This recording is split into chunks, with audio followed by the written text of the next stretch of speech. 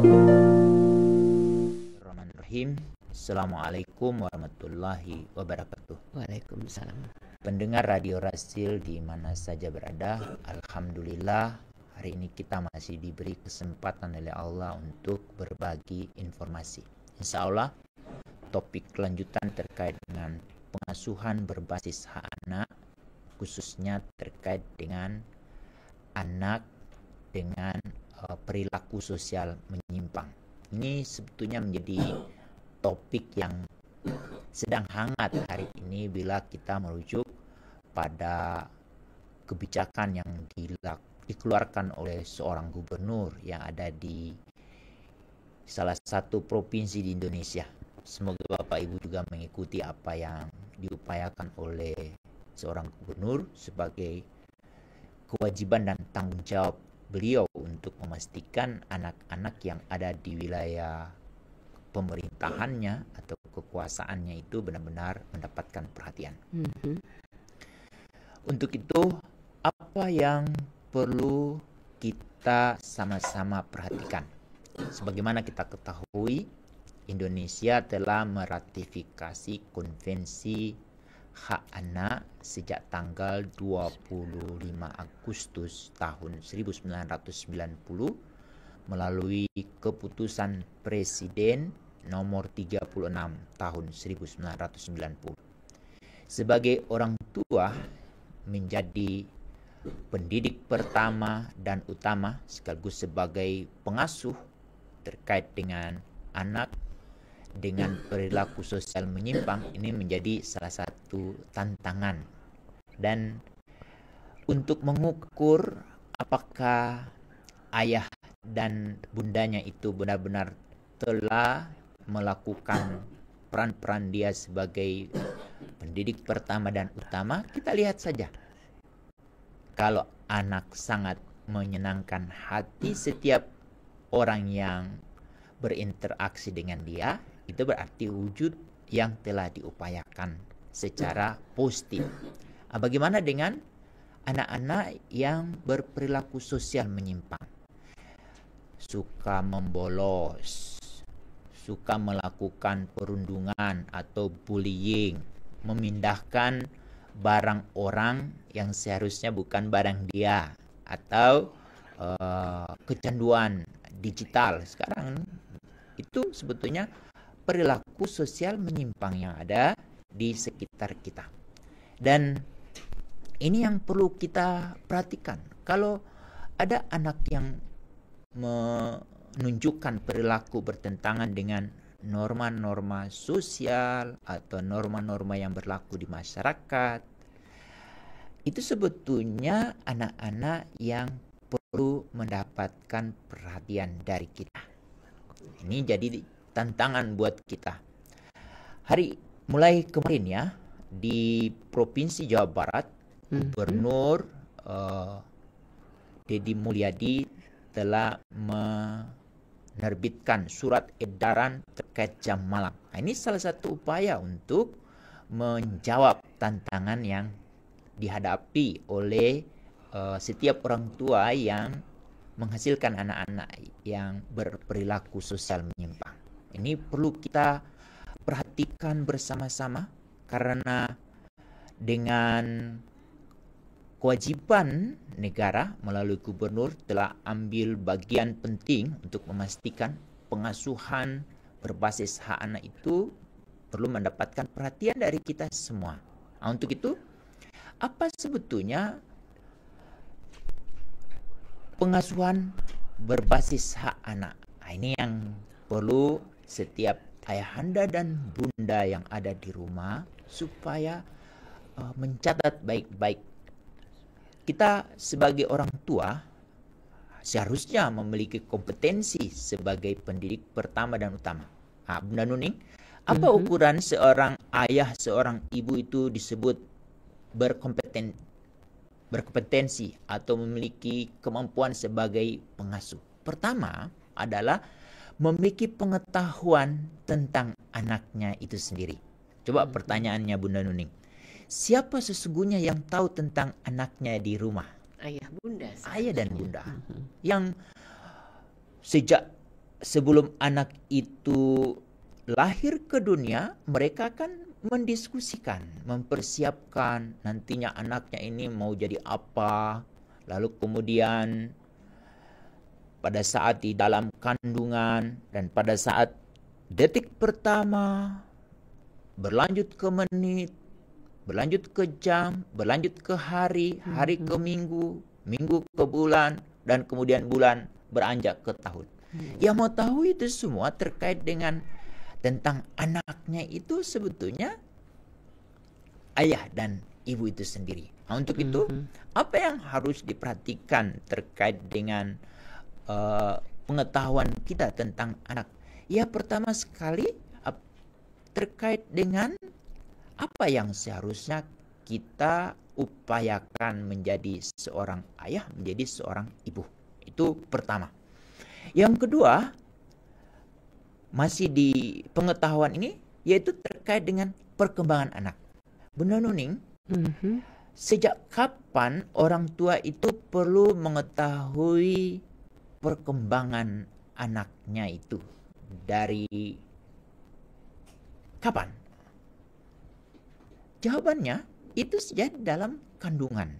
Untuk itu, ada 6 aspek perkembangan yang harus diperhatikan oleh setiap orang tua terkait dengan bagaimana proses tumbuh kembang mereka.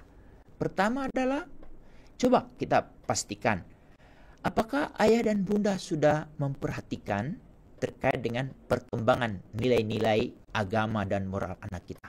Nah, ini terkait dengan perilaku sosial menyimpang, kuncinya ada di sini, Bunda Nining.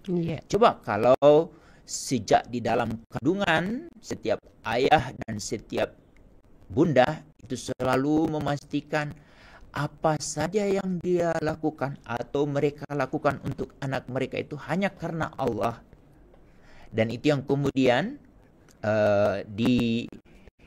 diikuti oleh anak itu sendiri, dan kita lihat bagaimana proses perkembangannya. Apakah anak kita ini segala sesuatu dia melakukan hanya karena Allah atau hanya karena bunda? Nah, ini menjadi menarik. Ada titik penting yang harus kita perhatikan di situ, ilmu ihsan. Hal-hal yang baik itu hanya karena Allah.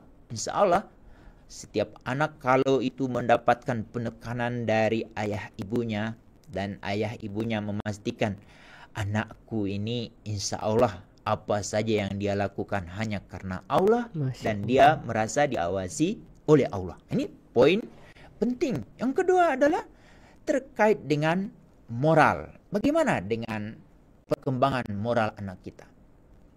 Tapi itu semua selalu diawali oleh ayah dan oleh ibu. Dan itu yang kemudian nanti akan dipraktikkan oleh anak kita. Bunda, boleh nggak aku memiliki ini? Itu berarti anak kita sudah mendapatkan asupan yang terbaik. Jadi segala sesuatu itu dia melakukan harus selalu minta izin. Izin di sini adalah untuk memastikan apakah dia benar-benar melakukan ini on the track tidak, atau dia ingin memiliki sesuatu benda itu memang benar-benar itu hak dia atau masih ada hak orang lain. Itu berarti dia dapat membedakan, oh ini bukan punya aku, ini punya ayah, ini punya bunda. Untuk itu aku harus minta izin. Meskipun benda itu sudah sah milik dia, dia harus selalu mengucapkan terima kasih. Makasih bunda telah memanfaatkan uang ayah yang diperoleh dengan susah payah. Untuk itu, aku harus berterima kasih kepadamu. Kalau itu sudah diupayakan oleh anak kita, insya Allah, apa yang dikhawatirkan oleh semua orang, bahwa nanti anak kita ini akan menyusahkan orang lain, insya Allah itu tidak.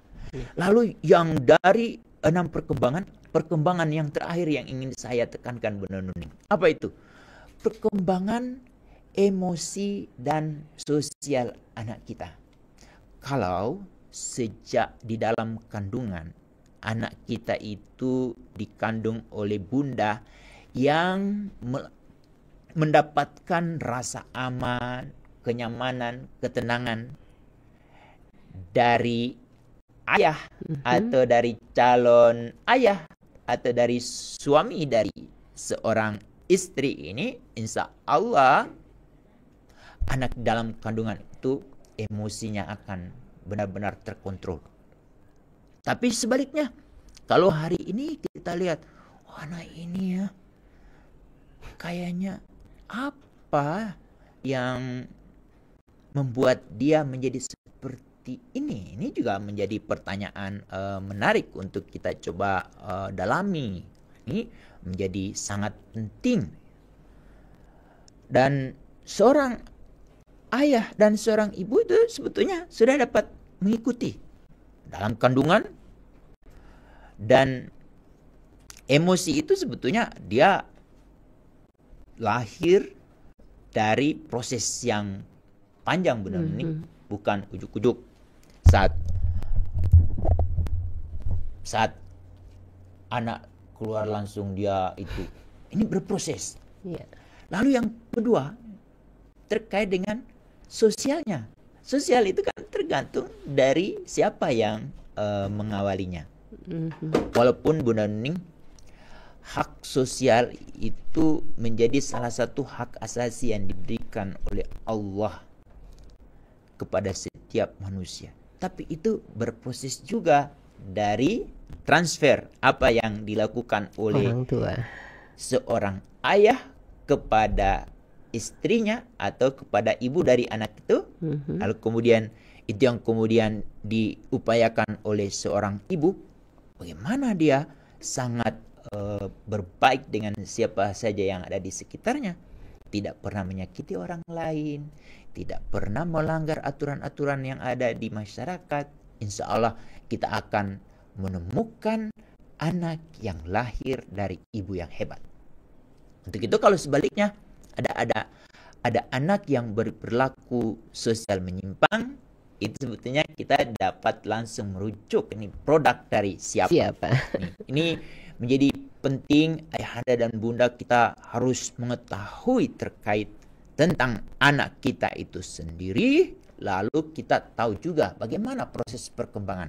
Proses perkembangan itu sejak dari dalam kandungan sampai anak itu dari 0, 5 tahun, 8 tahun, kemudian 9 tahun, lanjut sampai dia 18 tahun, lalu kemudian menjadi anak remaja, lalu kemudian menjadi seorang orang dewasa. Ini menjadi perhatian dan juga menjadi tantangan untuk kita semua menjadi seorang ayah dan seorang ibu.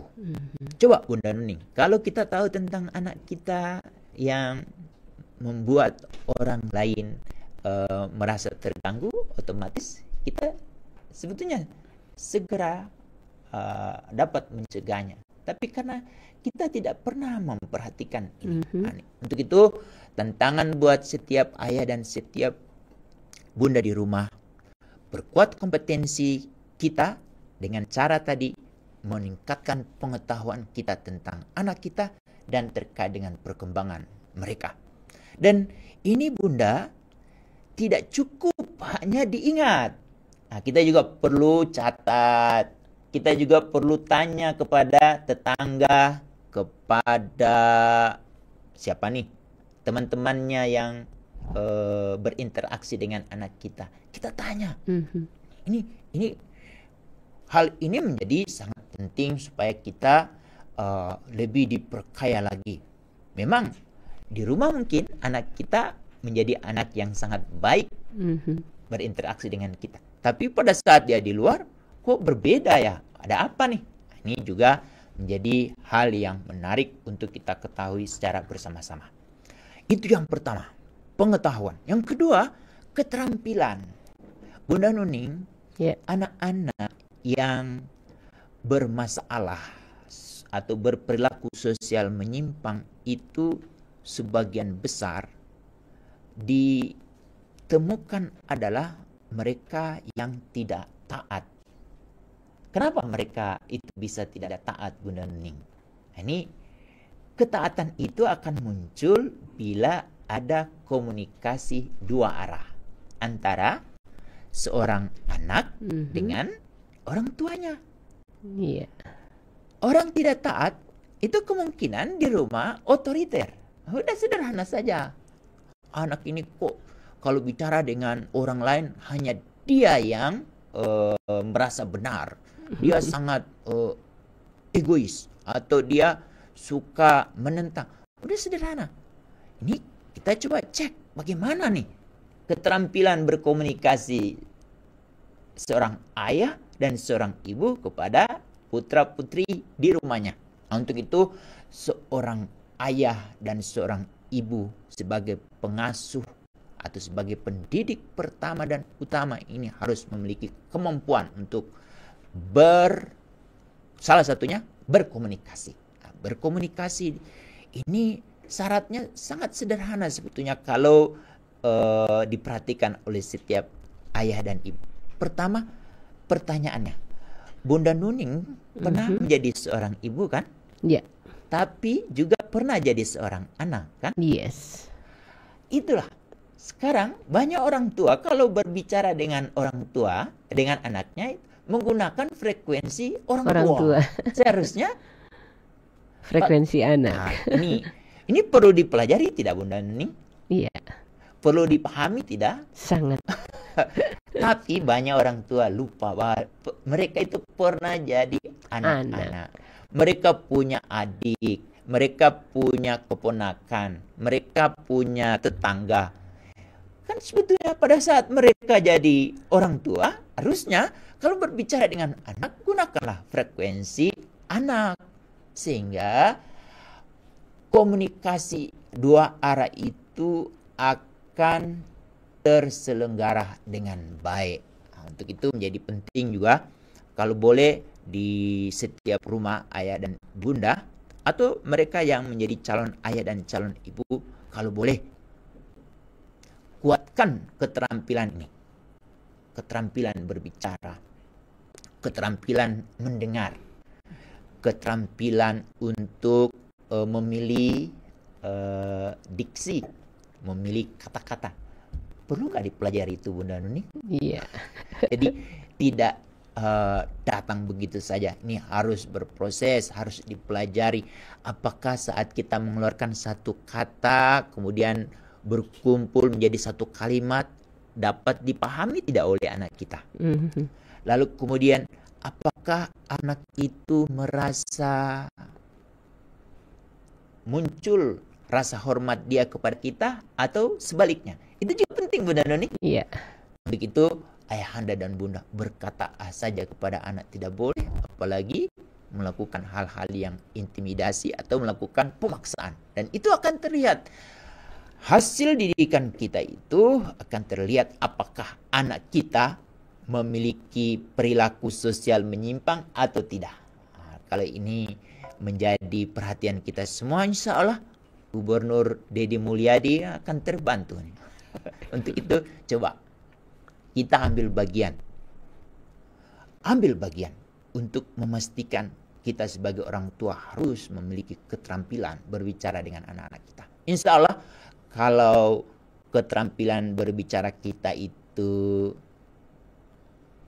dapat diterima oleh anak kita dan kita dapat merespon apa yang mereka katakan dan anak-anak kita dapat memahami apa yang kita sampaikan, tidak ada satu titik penekanan intimidasi, insya Allah anak kita tidak menjadi intimidator. Nah, itu jadi catatan. Kita lihat aja kalau ada kok anak ini kalau bicara dengan orang lain kayak siapa gitu. Nah, kita sederhana, lihat saja cermin. Kalau seperti itu untuk itu ayahanda dan bunda yang mendengarkan perbincangan ini atau pembicaraan ini, coba mulai flashback ke belakang.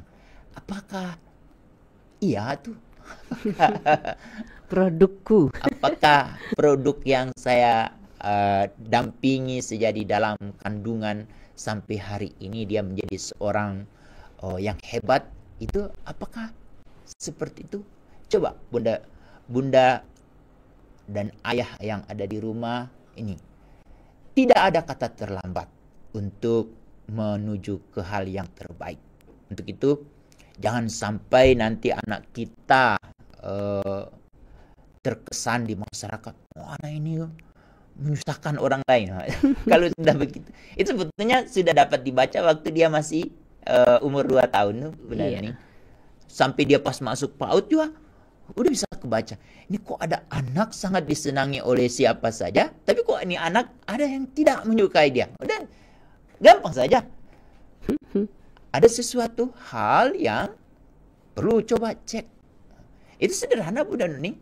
Kalau kita melakukan kunjungan home visit ke rumah orang tuanya, itu akan terlihat komunikasi. Kita belum bicara tetangga ya Bunda Nuni. Iya. Belum bicara keluarga. Ini baru ayah dan ibu. Semoga ayah anda dan ibu yang menghasilkan anak-anak berkualitas dapat ambil bagian untuk menyebarluaskan kebaikan-kebaikan kepada tetangganya. Ini menjadi penting. Lalu yang ketiga, tadi keterampilan. Saya cuma menekankan keterampilan berkomunikasi atau berbicara dan keterampilan untuk mendengar Bunda Nuning. Iya. Kalau itu diupayakan oleh ayahanda dan bunda terhadap anak, insya Allah kita akan menemukan anak yang sangat menyenangkan orang lain. Lalu yang ketiga nih, yang ketiga adalah sikap. Sikap kita sebagai orang tua itu akan terlihat Bunda Nuning dari apa yang akan diekspresikan oleh anak kita. Kalau anak-anak yang sangat menyenangkan, insya Allah itu hasil produk dari ayah dan ibu yang hebat. Bagaimana kalau ada anak yang berperilaku sosial menyimpang? Juga itu dari orang tua. Kita jangan cari tetangga, cari apa itu? Pertama, ini Bunda Nuning, sikap kita sebagai orang tua itu non-diskriminasi. Iya. Non-diskriminasi itu pemilihan kata, pemilihan sentuhan dengan anak. Coba bayangkan tuh pada saat Bunda sedang memberi ASI, saat anak kita kebetulan giginya sudah mulai tumbuh, itu pasti ada hal yang dia lakukan yang membuat bundanya sakit. Reaksinya itu seperti apa? Kalau reaksi bunda yang sudah mungkin mendengarkan testimoni dari siapa saja, dia belajar bagaimana nih mengatasi pas kalau ada anak ini aku menyusui terus menggigit dia nih, apa yang harus aku lakukan nih? Kalau dia sudah pelajari, dia sudah dapat mengantisipasi saat anak itu menggigit, dia akan melakukan reaksi jangan sampai membuat anak itu terganggu. Nah, itu tuh tidak mudah, kesakitan kok. Latihan nih Bunda Nuning. Itu melakukan gerakan yang membuat anak itu agak matanya melihat ke kita itu, wah sesuatu terjadi. Itu berarti diskriminasi. Itu Bunda Nuning. Jadi ini sikap, perhatian, sensitivitas. Jadi kita jadi orang tua itu harus memiliki sensitivitas. Salah satunya adalah non-diskriminasi. Bukan hanya perbedaan suku, bangsa. Bukan itu saja. Ini kita harus inklusif. Bunda Nuning sebagai ayah dan ibu yang hari ini orang milenial, harus kita memiliki pengetahuan, memiliki keterampilan dan sikap-sikap ini salah satu non-diskriminasi. Ini penting. Yang kedua, segala sesuatu yang akan kita lakukan untuk anak kita hanya untuk kepentingan anak kita. Masa ada orang tua memiliki kepentingan ada anak yang mau jadi berperilaku sosial menyimpang? Tidak mungkin kan? Kita tidak pernah berharap anak kita akan melakukan bullying kepada temannya. Begitukah setiap ayah dan bunda di rumah? Tidak pingin kan? Untuk itu segala sesuatu yang akan kita lakukan pada anak kita itu harus selalu kita pertanyakan, ada nggak kepentingan terbaik anak kita di sana? Untuk itu saat pemilihan kata, pemilihan tindakan, atau pada saat mau merespon segala sesuatu pada diri anak, itu kita harus selalu memperhitungkan. Dan tidak ada satu orang tua pun yang menginginkan anaknya menjadi orang pengganggu di sekitar teman-temannya. Iya. Untuk itu, bagaimana akan menghasilkan anak seperti itu? Itu tergantung dari akarnya. Siapa akarnya? Dari akar dari seorang anak, otomatis ayah. Untuk itu, ayah yang hebat itu akan terlihat kelembutan seorang ibu kepada anaknya. Tapi sebaliknya, seorang ibu yang sangat membuat anak kita merasa mengalami sesuatu, itu sangat ditentukan bagaimana upaya dari seorang suami kepada ibunya. Ini menjadi menarik. Untuk itu, ayahanda dan bunda menjadi sangat penting untuk kita harus selalu mengecek. Dek, apa kabar hari ini? Apakah ayah, apakah bunda hari ini telah membuat kamu tertekan, atau membuat kamu menjadi resah, atau membuat kamu merasa terintimidasi?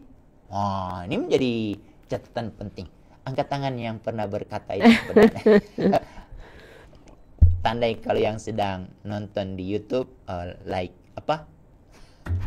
Ini menjadi penting. Atau yang mendengarkan boleh jadi catatan atau memberi respon positif.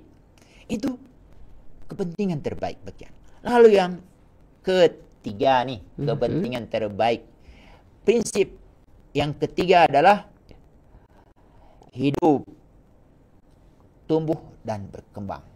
Untuk memastikan anak kita menjadi individu yang hebat, itu sangat ditentukan bagaimana kita mengakui anak kita sejak di dalam kandungan dan dia lahir dan dia berkembang dari hari ke hari. Pengakuan. Kenapa dia harus kita akui? Karena anak adalah manusia, dia makhluk ciptaan Allah yang memiliki harkat dan martabat, untuk itu selalu ditinggikan. Anak itu hanya butuh pengakuan.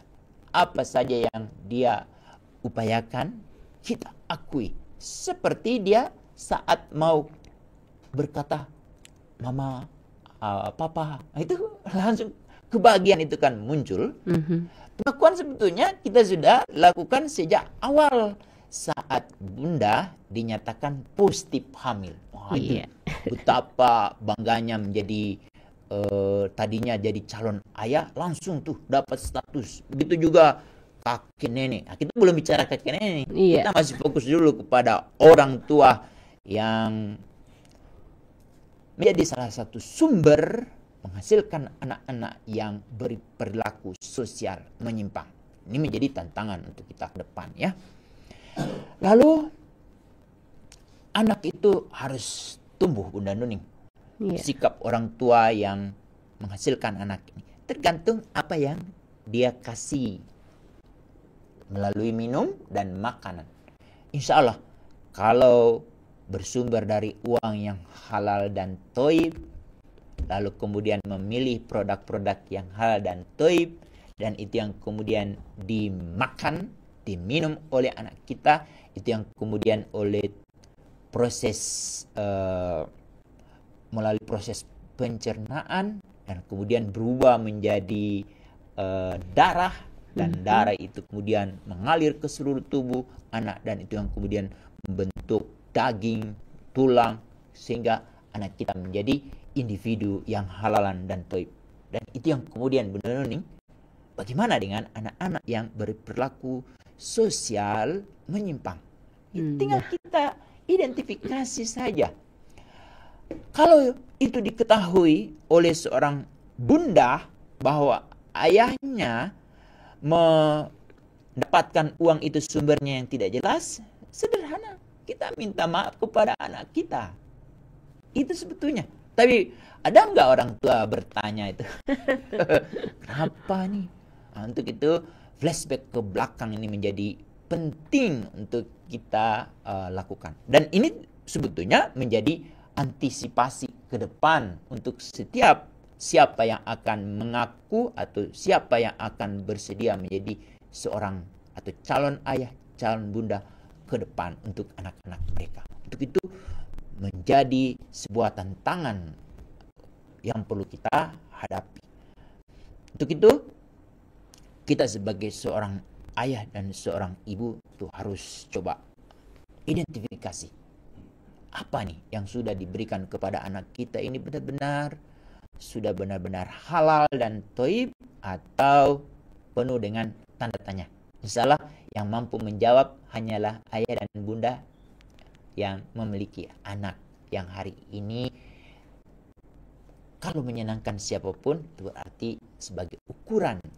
Tapi bagaimana kalau ada anak-anak yang membuat tetangga itu resah, guru resah, gubernur sampai gubernur resah, dan itu kemudian gubernur ada yang pro dan kontra. Nah, ini yang pro otomatis mampu membaca, yang kontra juga mereka juga punya hak untuk bersuara, untuk berbicara ke depan. Ini tinggal kita tanggapi dengan melakukan upaya-upaya perbaikan. Tadi sebetulnya gampang kan? Lewat ceramah halal dan thayyib, sederhana, itu bisa kita atasi. Ini penting sekali untuk kita harus ketahui bersama-sama. Lalu terkait dengan perkembangan anak.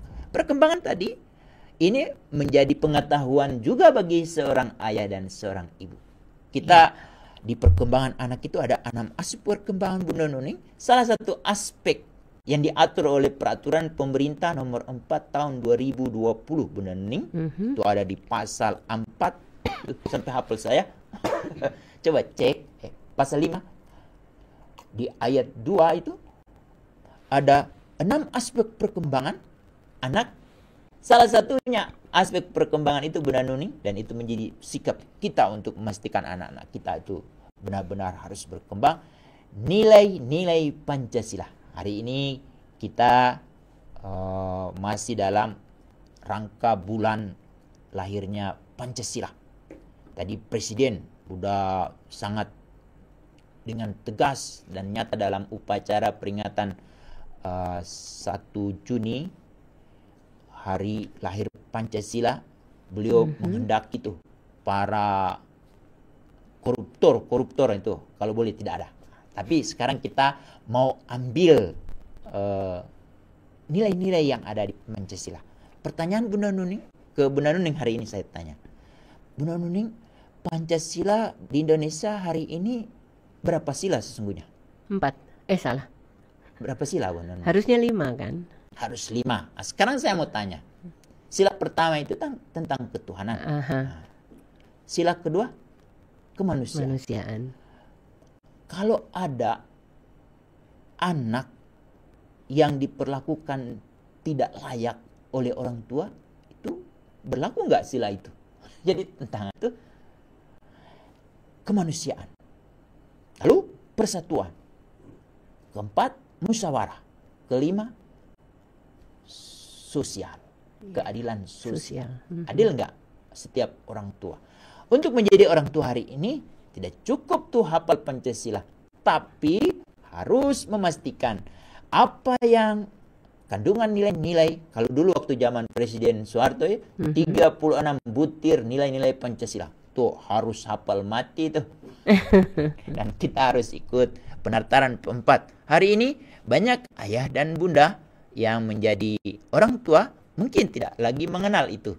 Tapi coba pastikan, apakah kita sudah memastikan anak-anak kita itu sudah memahami tidak nilai-nilai Pancasila? Pertama itu ketuhanan, lalu kemanusiaan, ketiga persatuan, keempat musyawarah, kelima adil. Dari 5 sila ini yang menjadi sikap yang keempat, Bunda Nuning, yang menjadi penting untuk harus dikuasai oleh setiap orang tua. Apa itu? Selalu bermusyawarah dengan anak. Untuk itu, sikap yang keempat itu adalah selalu mendengarkan pandangan anak. Dan itu yang kemudian kalau ada orang bertanya, apakah di Indonesia sudah ada yang mengatur itu? Sudah ada.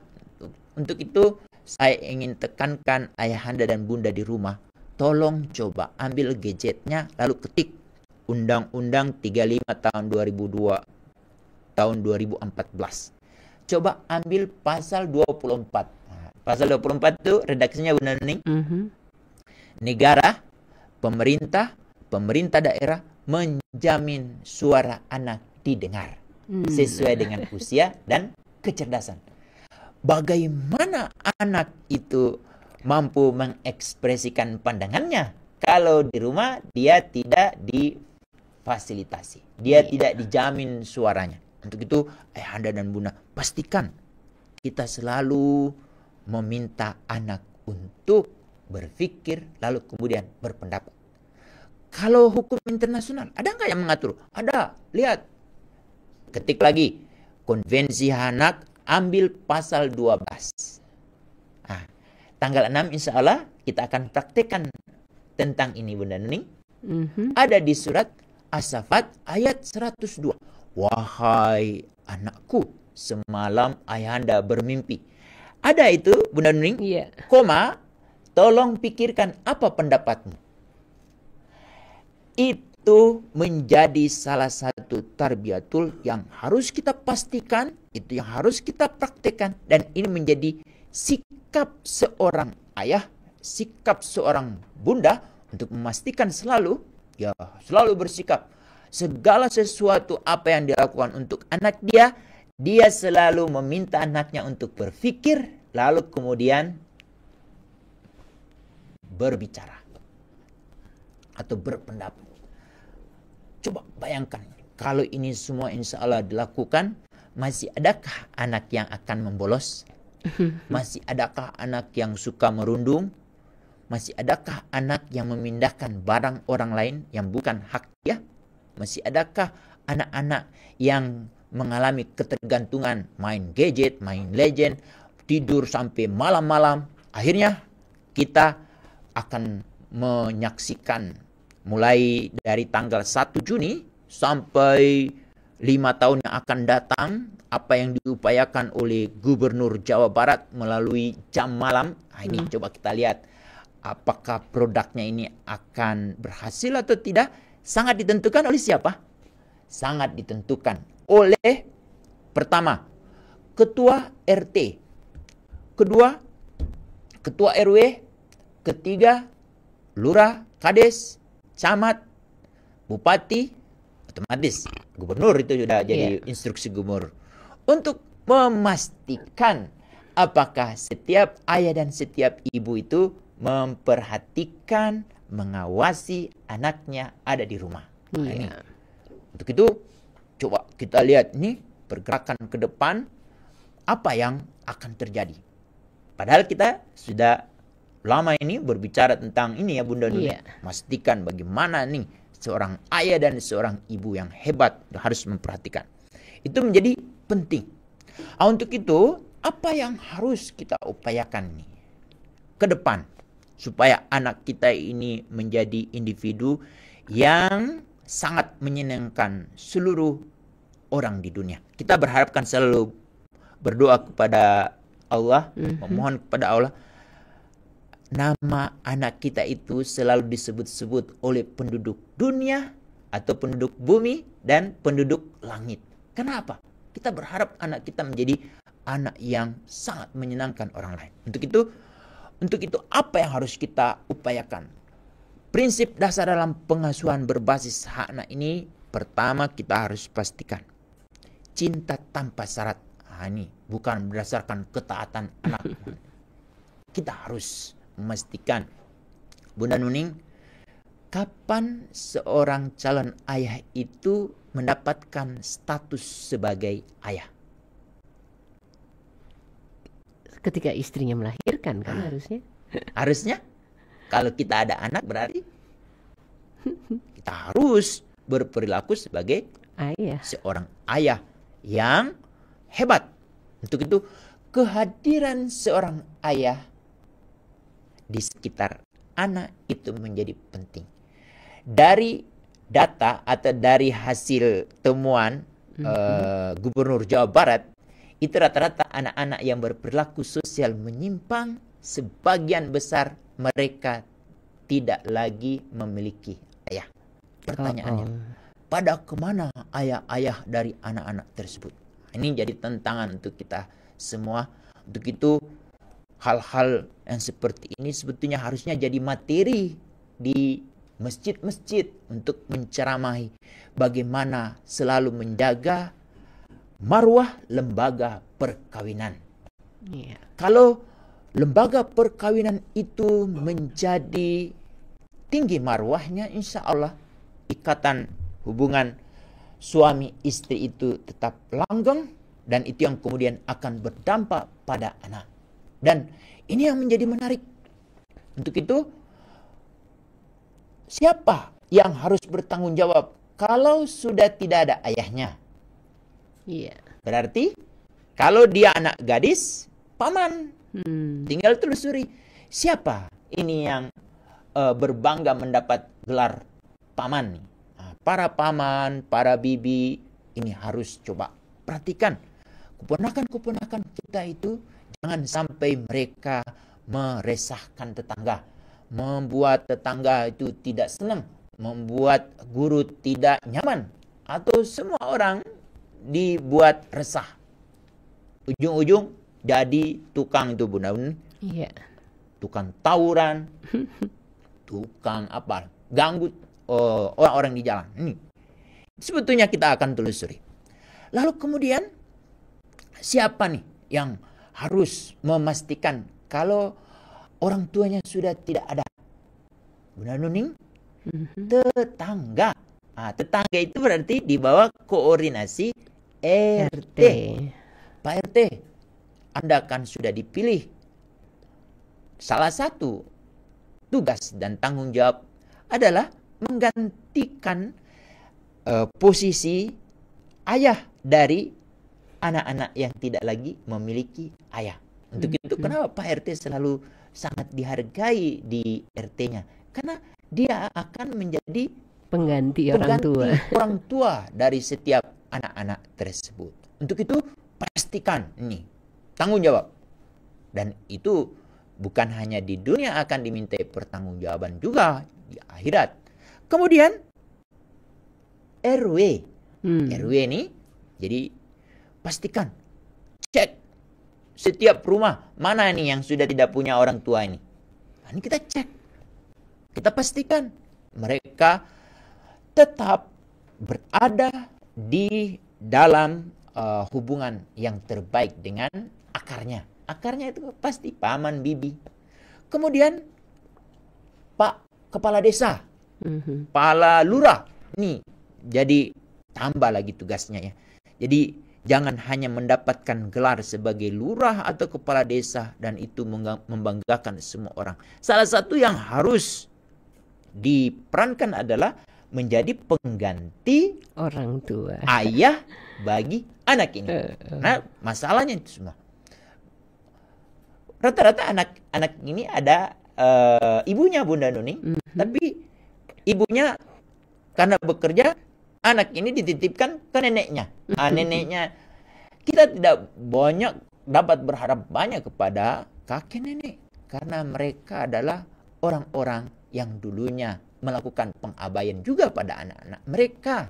Dan itu mereka akan menjawab itu dengan cara yang berlebihan kepada cucunya. Ada cucunya itu tidak sangat saking disayangi, dimanja. Itu kalau ada kakek nenek memanjakan cucunya, itu sebetulnya orang-orang yang telah mempraktikkan pelanggaran hak anak. Nah, ini tantangan tuh yuk. Ini penting. Camat, Babinsa, Babin Kamtipmas, ini semua akan dimintai pertanggungjawaban. Apakah cukup hanya di situ, Bunda nih? Tidak. Pengurus takmir masjid, apalagi lembaga-lembaga yang ada di sekitar anak itu yang harus ambil bagian.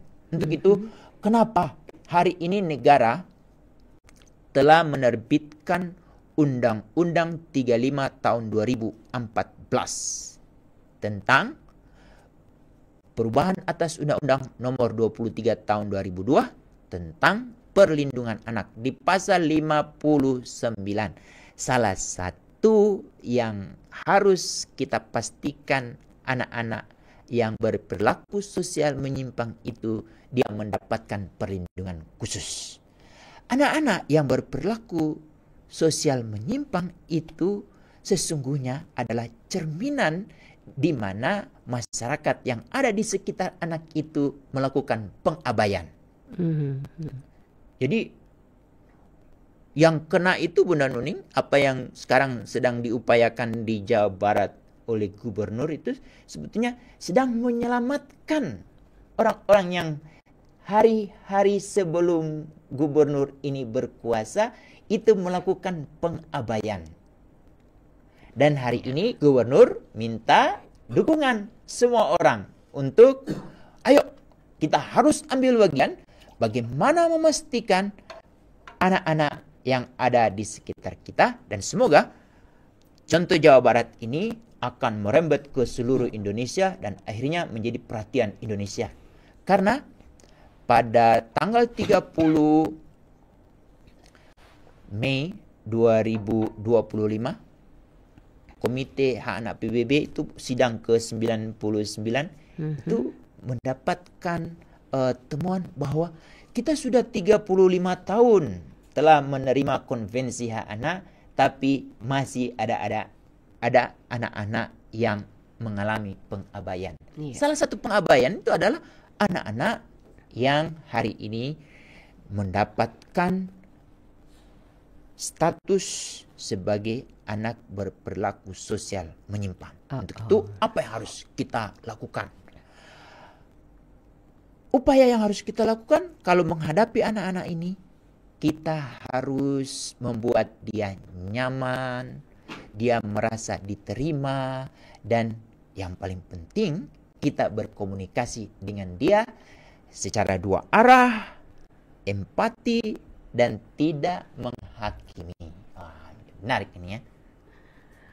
Kemudian kita perlu bangun anak ini supaya disiplin korektif yang mendidik, bukan menghukum.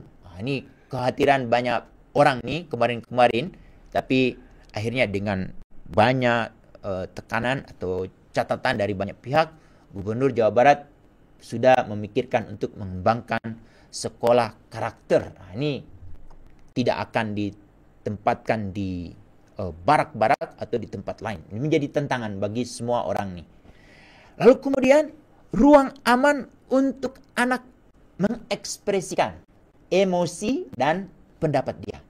Ini perlu kita ketahui, hari ini di Indonesia itu sudah ada forum anak, Bunda Nuning. Anak-anak yang kita identifikasi seperti ini, kita mulai beri dia ruang untuk ekspresi. Dia sebetulnya sedang mencari perhatian karena orang-orang di sekitarnya tidak mau perhatikan.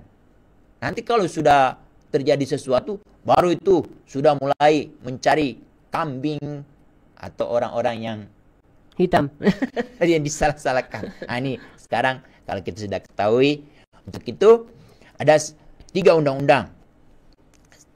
Yang paling penting itu bagaimana kita harus menjaga identitas anak itu jangan sampai terekspos karena akan memunculkan stigma.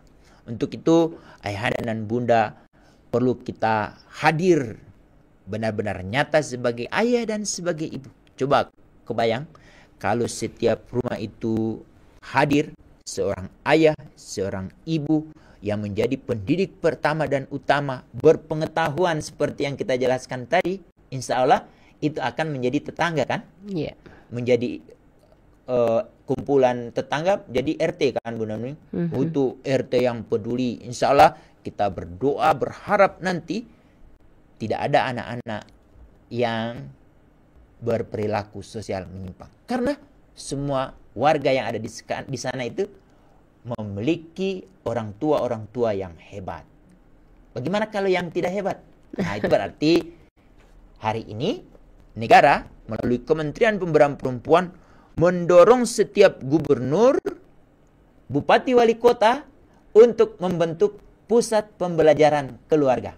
Puspaga.